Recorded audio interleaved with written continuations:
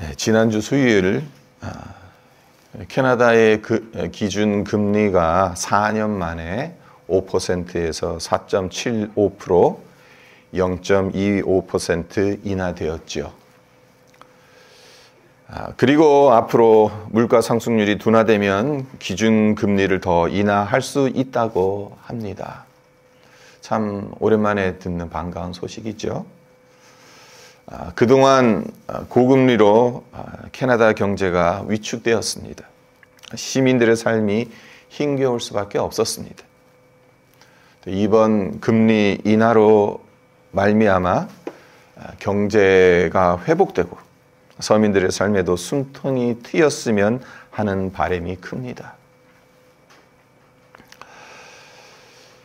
인간의 삶에 경제는 매우 중요한 부분을 차지합니다. 솔직히 전부라 해도 과언이 아닙니다. 경제적 안정이 뒷받침되지 않는다면 삶 자체를 유지하기 어렵습니다. 이런 점을 하나님께서도 잘 알고 계시기 때문에 순종하는 자들에게 물질의 복을 주시겠다라고 약속하셨죠. 그러니까 구약을 읽어보면 특히 출애굽기나 신명기 거기를 보면 말씀을 잘 듣고 잘 순종하는 자들에게 하나님께서 물질의 복을 주시겠다 분명하게 약속하셨어요. 문제는 이 세상이 발전되어 가면 갈수록 인간이 경제 시스템을 컨트롤하기보다는 점점 더 경제 시스템의 노예로 전락되어 가는 것은 아닌가라는 생각이 강하게 든다는 겁니다.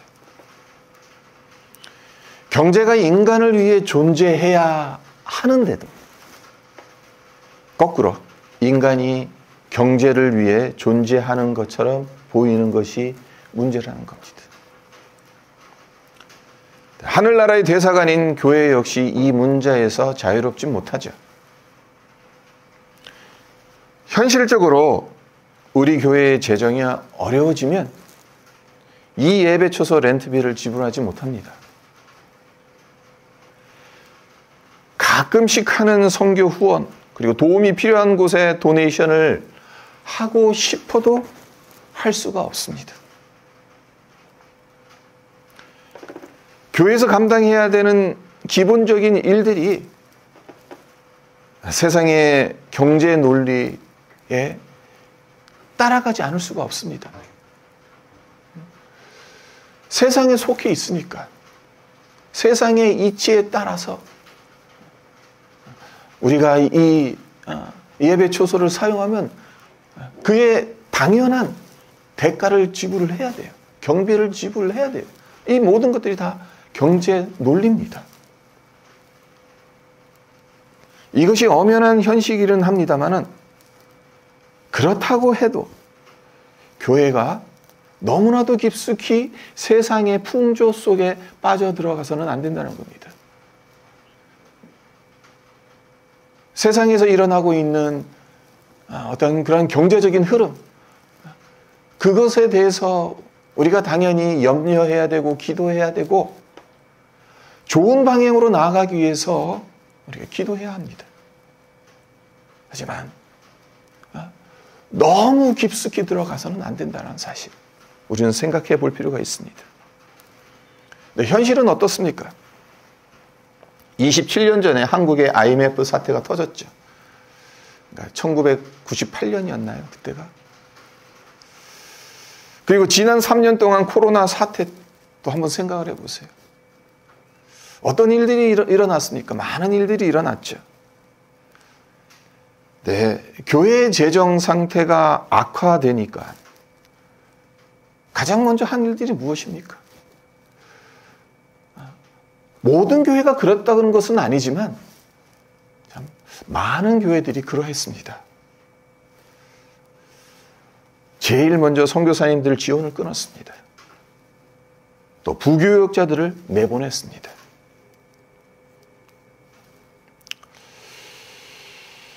이런 생각을 해봤습니다.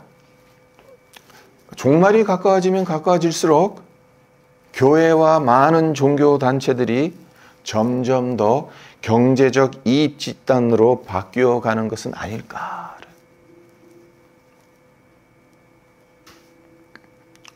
앞서 말씀드린 것처럼 세상에 속해 있기 때문에 세상의 이 경제 논리에 어쩔 수 없이 보조를 맞춰서 가긴 가야 합니다. 교회 역시.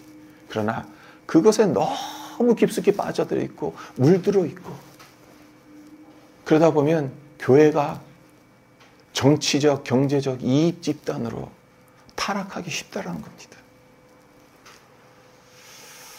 오늘 본문 말씀인 요한계시록 18장의 요점은 바벨론의 멸망입니다. 네, 바벨론의 멸망은 단순히 교회 밖의 세상이 멸망한다는 이야기가 아닙니다. 교회 다니는 사람은 멸망당하지 않고 교회에 안 다니는 사람은 멸망한다는 이야기도 아닙니다. 요한계시록은 궁극적으로 주님께서 교회에 하시는 말씀입니다. 그렇기 때문에 바벨론의 멸망은 교회와 밀접한 연관이 있다는 겁니다.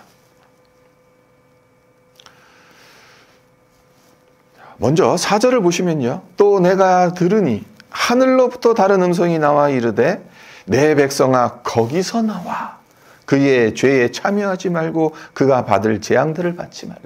어디에서 나오라는 겁니까? 바벨론에서 나오라는 거죠. 그러니까 바벨론으로부터 나오라는 것, 이것은 하나님의 백성이 바벨론에 섞여 살고 있다라는 겁니다. 주님께서 명령하신 이 명령, 구약의 어느 사건이 떠오릅니까? 롯이 소돔성을 탈출한 사건이지 않습니까? 롯이 소돔에 거주했죠. 하지만 그 성 사람들과 달랐어요. 그래서 그들로부터 왕따를 당했습니다. 소돔과 고모라 성에 죄악이 너무 관영하니까 하나님께서 심판하시겠다고 했죠. 네, 롯만큼은 하나님께서 구출하고 싶으셨던 겁니다. 그래서 천사를 보내시죠. 소돔과 고모라를 심판하실 때 롯을 불러내셔서 구출하셨습니다. 바벨론을 심판할 때도 마찬가지라는 겁니다.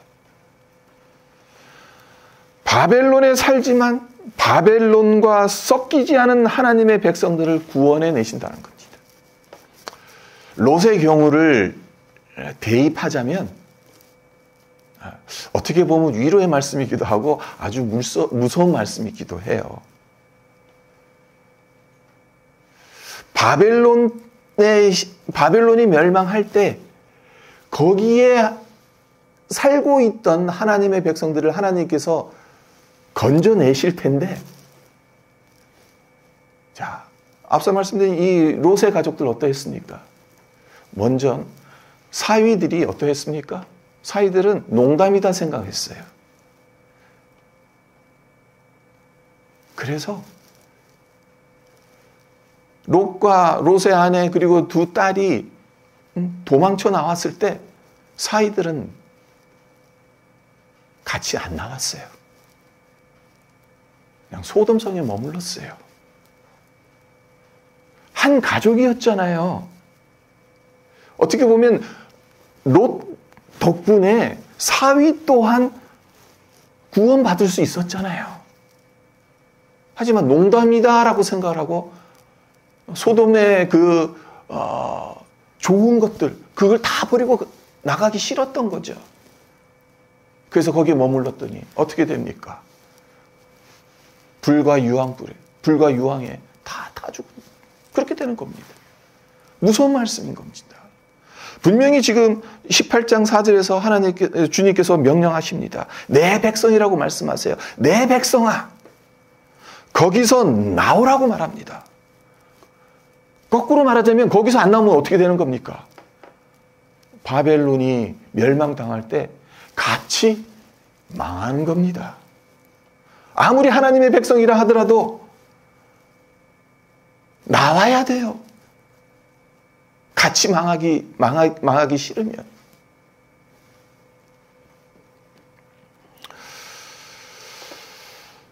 사실 바벨론이 어느 집 성경학자들마다 그 바벨론이 무엇을 상징하는지 의견이 분분합니다.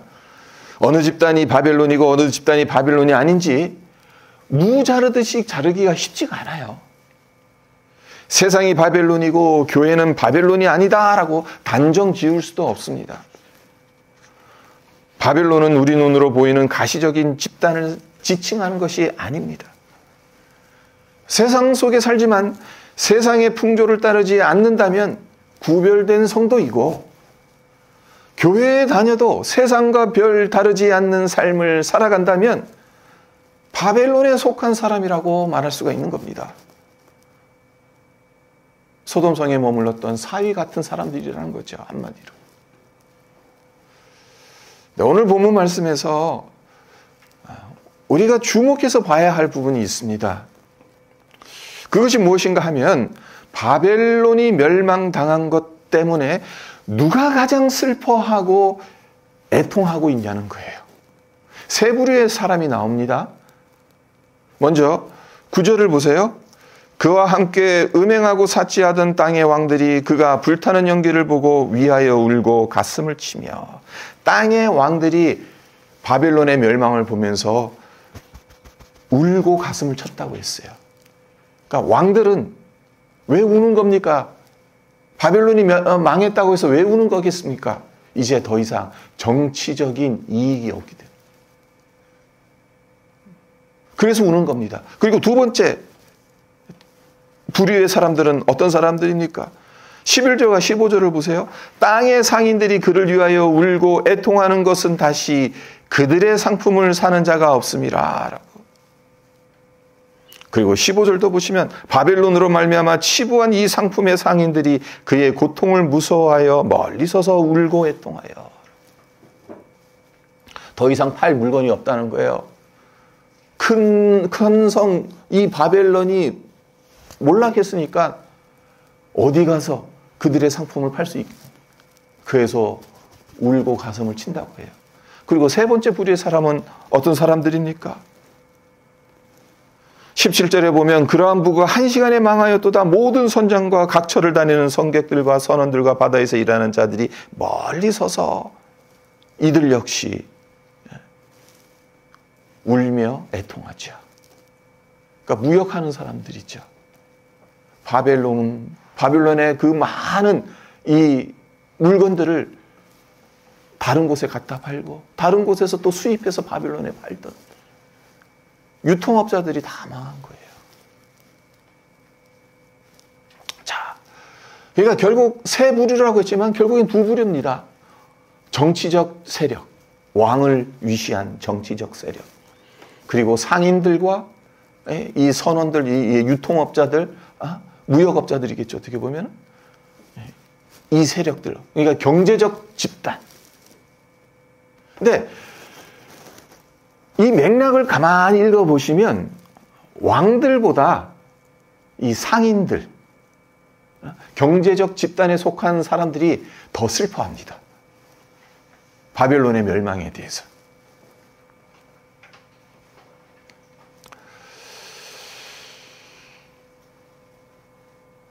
땅의 왕들보다 상인들이 더 큰 슬픔에 빠져 있다라는 그 느낌을 지울 수가 없습니다.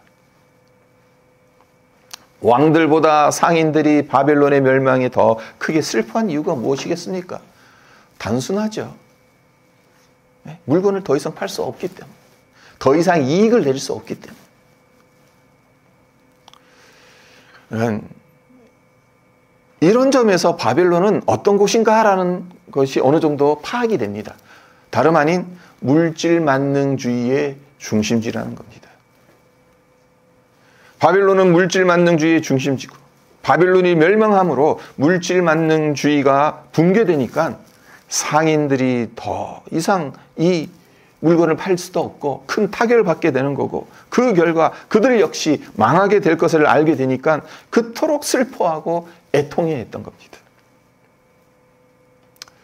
12절과 13절을 보면 상인들이 바벨론을 위해서 사고 팔았던 상품들의 품목들이 나오죠. 그래서 12절, 13절 보면 그 상품은 금과 은과 보석과 진주와 세마포와 자주 옷감과 비단과 붉은 옷감이요 각종 향목과 각종 상아 그릇이요 값진 나무와 구리와 철과 대리석으로 만든 각종 그릇이요 계피와 향료와 향과 향유와 유향과 포도주와 감람류와 고운 밀가루와 밀이요 소와 양과 말과 수레와 종들과 사람의 영혼들이라. 자, 여기서 구리, 철, 포도주, 감람류, 고운 밀가루나 밀, 소, 양, 말, 수레 뭐 이런 것들은 우리 삶에 꼭 필요한 필수품들이라고 할 수 있습니다.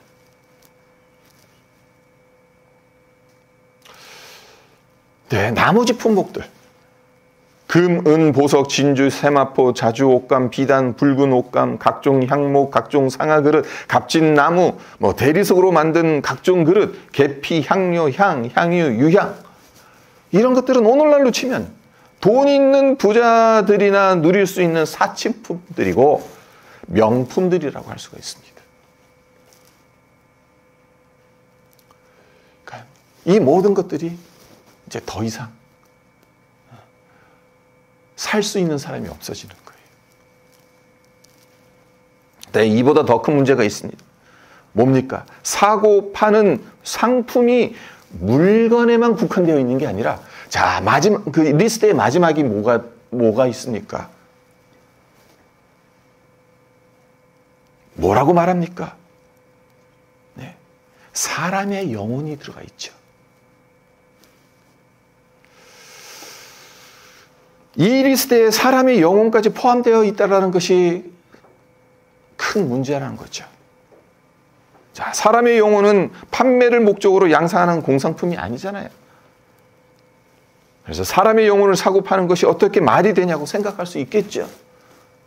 하지만 과연 그렇습니까? 재물, 권세와 명예, 그리고 향락을 위해 자신의 영혼을 사고 파는 사람들이 이 세상에 얼마나 많은지 모릅니다. 심지어는 교회 안에 있을 수도 있습니다. 자, 그렇다면 종말에 있을 바벨론의 멸망이 우리에게는 왜 중요한 것이겠습니까? 바벨론이 멸망하는 것을 보고 바벨론으로 인해 치부했던 상인들이 더 이상 부를 축적할 수 없어서 슬퍼하고 애통한다는 오늘 본문 말씀이 오늘을 살아가는 우리와는 무슨 상관이 있는 것이겠습니까?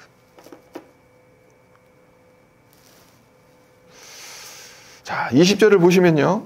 하늘과 성도들과 사도들과 선지자들아, 그로 말미암아 즐거워하라. 하나님이 너희를 위하여 그에게 심판을 행하셨음이라 하더라. 자, 전반부는 어떻습니까? 내용이 다 울어요. 다 애통하고 있어요. 가슴을 치고 있어요. 왕들도 울며 가슴을 치고 상인들도 가슴을 치고 선장과 선원과 이런 사람들도 가슴을 치며 망했다 바벨론이여, 우리가 이제 어떻게 살 것인가 하면서 다들 울며 슬퍼하고 있어요. 네, 마지막 이 9절 20절에서 하늘과 성도들과 사도들과 선지자들, 이런 이 사람들은 어떻다는 거야? 그로 말미암아 즐거워하라 라고. 바벨론의 멸망을 보고 누군가는 슬퍼하고 애통하는데 누군가는 즐거워하고 기뻐하라는 겁니다. 자, 우리 스스로에게 던져야 될 질문이 있습니다. 바벨론의 멸망이 우리에겐 기쁨으로 다가옵니까? 아니면 슬픔으로 다가옵니까?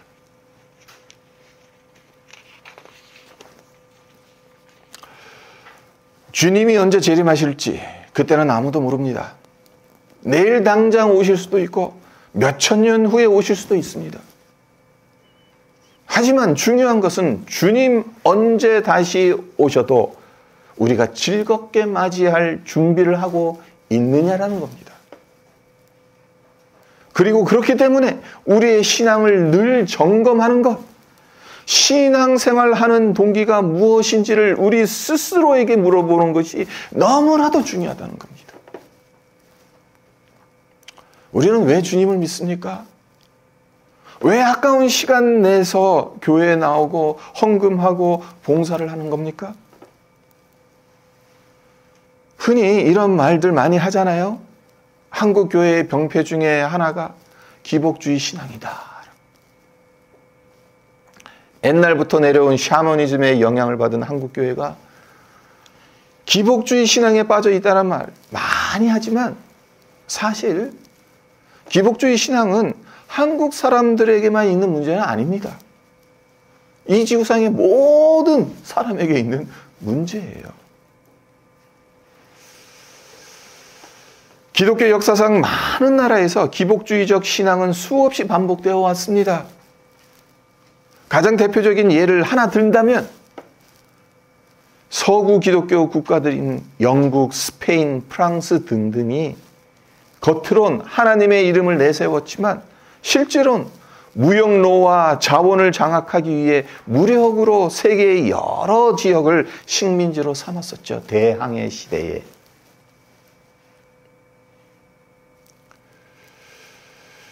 그리고 현대 자본주의는 어떻습니까? 자본주의로 인해 이 세상이 얼마나 많이 발전했는지 모릅니다. 제1차 산업혁명 이후에 정말 폭발적으로 삶의 질이 좋아졌습니다. 이전 시대에 비해 부가 급속도로 축적되었고 질적, 양적 편리함으로 인간의 삶이 엄청나게 윤택하게 되었습니다. 자, 이런 것만 보면 자본주의 참으로 고마운 이데올로기라고 할 수 있습니다. 인간이 만든 발명품 중에 참 가장 기가 막힌 발명품이다라는 생각이 들어요.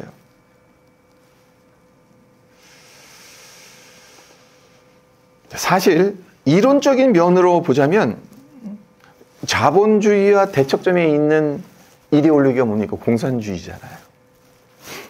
네, 이론적인 차원으로만 보자면 공산주의가 자본주의보다 훨씬 더 이상적입니다. 더 고상합니다. 모든 사람이 평등하게 부를 나눈다. 얼마나 멋집니까? 성경에도 사실 그런 말씀들이 있죠. 주님이 다시 도래하는 그때는 그렇게 될 겁니다. 하지만 이 세상에선 이 공산주의가 상당히 정말 이상적인 사상임에도 불구하고 실패했잖아요. 왜 실패한 것이겠습니까? 영국의 공리주의 철학자 벤담이 아주 유명한 말을 남겼어요. 인간의 행복은 쾌락에 있다. 공리주의 고등학교 그 사회 시간이었나요? 아마 뭐 거기 보면 계몽주의도 나오고 뭐 공리주의도 나오고 별거 다 나오잖아요. 그거 외우느라고 고생했잖아요. 그래서 공리주의 하면 지금도 안 잊어버리는 게 뭐냐면 최대 다수의 최대 행복. 그 슬로건. 공리주의의 모토가 무엇인지. 그러니까 가능한 한 많은 사람들에게 최고의 행복을 선사하는 것. 그러기 위해선 뭐예요? 공상품을 마구 찍어내야 돼요. 그래서 공리주의예요. 모든 사람들이 다 이익이 되는. 근데 이 공리주의를 창시했던 이 벤담이 인간의 행복은 쾌락이 있다라는 말을 했습니다. 그래서 인간이 원하는 쾌락을 충족하기 위해선 뭐가 필요한 겁니까? 궁극적으로는 돈입니다. 자본입니다. 자본주의는 이러한 인간의 본성적 욕구를 가장 정확하게 알고 있고 가장 효율적으로 충족시켜주는 경제적 논리이며 이념인 겁니다. 그래서 참 웃겨요. 가만 보면 뭐가 웃기냐면요. 러시아, 중국 공산주의 국가잖아요. 네. 러시아, 중국에 보면 부자들은 엄청 부자입니다. 뭐 10대 재벌 안에 뭐 러시아 재벌도 들어가 있어요. 중국 사람들, 부자들은 여기서도 보면 얼마나 부자인지 몰라요. 공산주의인데. 공산주의 이념에 따르자면 부자도 없어야 되고 가난한 자도 없어야 돼요. 근데 공산주의 국가에서 오히려 양극화가 더 심하게 벌어져 있어요. 가만 생각하면 웃기지 않습니까?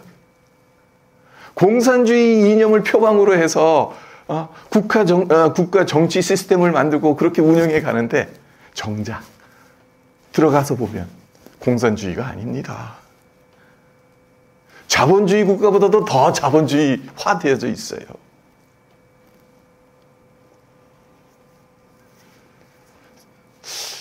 자, 그러면 뭐가 문제겠습니까? 공산주의 국가도 다 자본주의 따르고 있는데. 내가 땀 흘려 본 돈, 나의 행복을 위해 마음껏 쓰는 것이 뭐가 문제가 되겠습니까? 행복을 위해서 보다 나은 삶을 위해서 열심히 교회 다니고 기도하고 헌금한다는데 무엇이 문제입니까? 네, 문제는 행복을 어떻게 정의하느냐에 달려 있는 겁니다. 아까 공리주의가 그 모토가 최대 다수를 위한 최대 행복이라고 했어요. 네, 여기엔 아주 중요한 부분에서 정말 왜곡된 게 들어가 있습니다. 뭔가를 아주 중요한 하나를 놓치고 있습니다. 인간의 본성이라는 거죠. 인간의 본성은 어떻습니까? 타락입니다. 내 욕심 채우는 겁니다. 궁극적으로 인간은 다 자기 욕심 채우려고 하는 거예요. 그게 타락에서 비롯된 거죠. 근데 그것을 무시한 채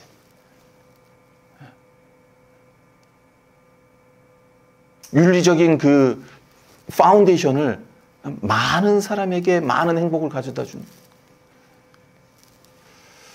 거기에서 문제가 생긴 거죠. 네. 성경은 행복을 어디에서 찾을 수 있다라고 우리에게 말씀하십니까? 하나님 안에 거할 때 참된 행복을 누릴 수 있다라고 말합니다. 하나님을 떠나게 되면 그 무엇으로 채워진다 하더라도 인간은 행복을 누릴 수 없습니다. 하나님 안에 있어야 우리가 참된 행복을 누릴 수가 있습니다. 하지만 인간은 그렇게 생각하지 않는다는 게 문제입니다. 타락한 인간은 타락한 쾌락을 위해 타락한 자본을 사용하는 것에 익숙해져 있다는 것입니다. 그게 문제라는 겁니다. 그래서 이것을 아는지 모르는지 그저 복 주시옵소서, 우리 가정이 이 세상에서 잘 되고 성공하게 해 주시옵소서, 그렇게 비는 것이 신앙생활 잘 하는 것이라고 생각하는 것이 문제라는 겁니다. 내 안에 있는 이 타락한 본성은 하나님의 말씀으로 어떻게 이렇게 제거하려고 노력하지 않고 이 타락한 본성을 더 어떻게 좀 잘 부축해서 이게 다 내 이 욕망을 채워줄 수 있게 하나님을 마치 지니처럼 요술램프처럼 여기면서 그게 기복주의지 뭐가 다른 게 기복주의입니까? 이 문제가 해결되지 않으면요 바벨론의 멸망까지 논할 필요가 없습니다. 삶의 현장에서 겪게 되는 크고 작은 손해 그리고 어려움이 우리에게 구원의 즐거움을 가져다 주기보다는 슬픔과 애통을 가져다 줄 것을 보듯 뻔합니다. 아까 그 질문을 드렸죠. 바벨론의 멸망에 대해서 우리는 기뻐합니까? 아니면 슬퍼합니까? 너무 추상적입니까? 너무 먼 얘기처럼 들립니까? 자, 그럼 이렇게 생각해 봅시다. 내일 당장 캐나다 경제가 바닥이 칩니다. 붕괴됩니다. 그래서 더 이상 누군가에게 물건을 팔 수도 없습니다. OIG 스지에서 회를 팔 수도 없어요. 내가 만든 프로그램, 그것을 누가 살 수도 없어요.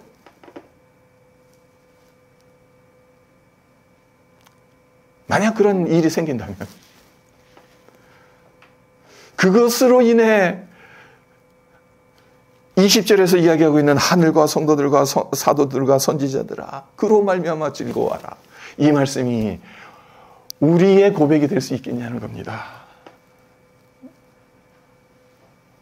자, 중요한 질문입니다.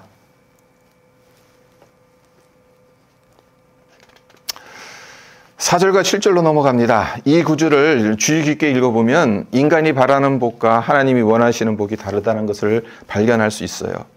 먼저 인간이 바라는 복은 어떤 복입니까? 7절을 보시면 그가 얼마나 자기를 영화롭게 하였으며 사치하였든지 그만큼 고통과 애통함으로 갚아주라. 그가 마음에 말하기를 나는 여왕으로 앉은 자여 과부가 아니라 결단코 애통함을 당하지 아니하리라 하니 자기를 영화롭게 하고 사치하는, 달리 표현하자면 방금 전에 말씀드렸듯이 타락한 죄성으로 타락한 쾌락을 추구하는 것, 이것이 인간이 바라는 복이에요. 그와 반면 하나님께서 주시고자 하는 복은 어떤 복입니까? 4절을 다시 보면 또 내가 들으니 하늘로부터 다른 음성이 나서 이르되 내 백성아 거기서 나와 그의 죄에 참여하지 말고 그의 받을 재앙들을 받지 말라. 이게 하나님 주시고자 하는 복입니다. 그런데 이 말씀 시편 1편 1절과 너무나도 비슷하지 않습니까? 복 있는 사람은 악인들의 꾀를 따르지 아니하며 죄인들의 길에 서지 아니하며 오만한 자들의 자리에 앉지 아니하고.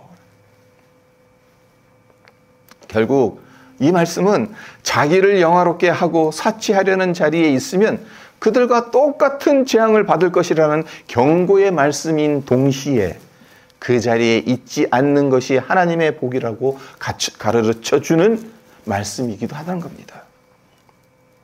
자기를 영화롭게 하고 사치하려는 세상의 풍조를 따르는 대신 그리스도를 위해 고난을 당하는 것이 성도의 참된 복이라는 말씀.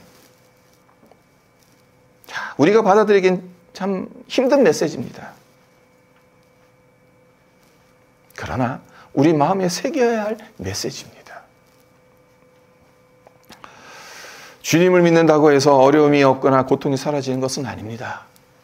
하지만 하나님께서 그 고난을 이길 힘과 능력을 우리에게 주시죠. 내가 붙잡아야 한다면 놓칠 수밖에 없겠지만 하나님께서 붙잡아 주시기 때문에 놓치지 않을 수가 있습니다. 중요한 건 내 마음이 어디 있냐는 겁니다.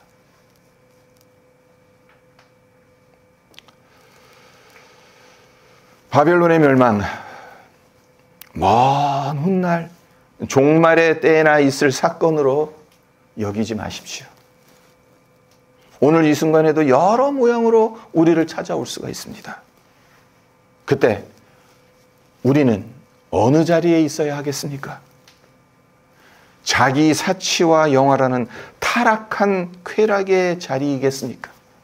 아니면 주님을 위해 고난을 당하지만 끝내는 구원받을 것을 바라보며 즐거워하는 자리이겠습니까? 물질 만능주의. 네. 우리가 사는 이 시대의 문제만도 아니고 사도 요한이 살았던 시대의 문제만도 아닙니다. 어느 시대에나 있었던 문제였습니다. 하지만 종말의 때가 가까워지면 가까워질수록 물질 만능주의의 위력은 더욱더 강해질 겁니다. 그리고 그 위력이 너무나도 강해져서 이것과 결탁하지 않으면 생존 자체가 불가능해질지도 모릅니다. 하지만 교회가 여기에 결탁하는 순간 교회는 바벨론의 시녀로 전락하게 되는 거고 하나님의 심판을 피할 수 없게 됩니다. 그날이 당장 내일 오는 것은 아니겠지만 우리는 종말을 준비해야 하는 자들이지 않습니까? 그렇기 때문에 이 땅에서 어떻게 살아야 할지를 늘 고민해야 하는 거예요. 그냥 가만히 있으면 어떻게 됩니까? 세상의 이 풍조가 저절로 내 영혼에 스며들어요. 그래서 어느 순간 하나님이 원하시는 길이 아니라 그냥 세상이 가는 길로 그냥 같이 따라가고 있어요.